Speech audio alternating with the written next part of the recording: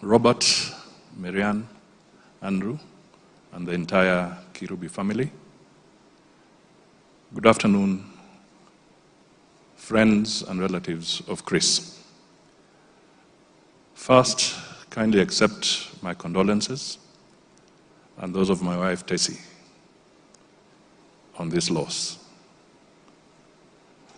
I will speak very briefly because a lot has been said. But I'd like to say that Chris Kirubi was extremely candid. You know, when you're talking to him and you have an idea or an opinion, he will not tell you it's a bad opinion. He will tell you it's a stupid opinion. That is how candid he was. Because when you say it's a bad opinion, he's being polite. But Chris was straight. He would shoot from the hip. And during my time as Minister for Finance, I shared a lot with Chris because he had the pulse of the economy at his fingertips. He had the pulse of the political situation. And for the 5 years that I read the budget of this country as Minister for Finance, one of the key people that you would have to seek advice from so that you know whether you are getting it right or not was Chris Kirubi. He would always be there to advise so that the policies and the direction you take would make sense to business and to the country and to the economy. That was Chris. He was also politically astute. On one occasion,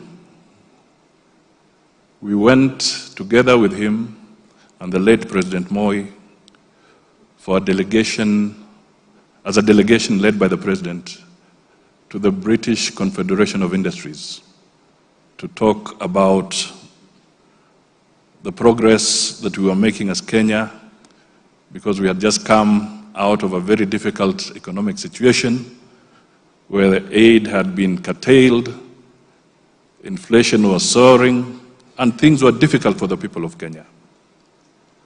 So at this conference at the CBI,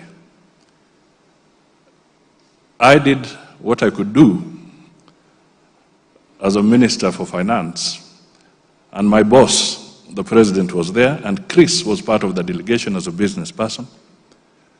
And one of the things that he observed was that the participants of the CBI kept on heaping some praise, and they were not directing it at the head of delegation or the government, but saying the Minister for Finance has done a good thing. So at lunchtime, Chris Kirubi took me for lunch. He said, forget about going lunch with your boss, come with me. And he told me, let me tell you something. When you go back in the afternoon, change tact. The praise must not be to you, but to your boss. I've been with these people for some time.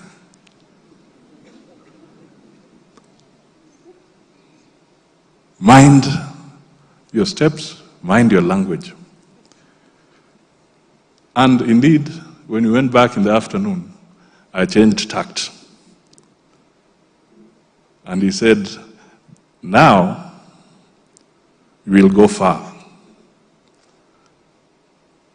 Every time, remember when your boss is there, do not try to outshine your boss. That was Chris Kirubi at a very personal level. So I stand here to bid farewell to a good man, to a patriot,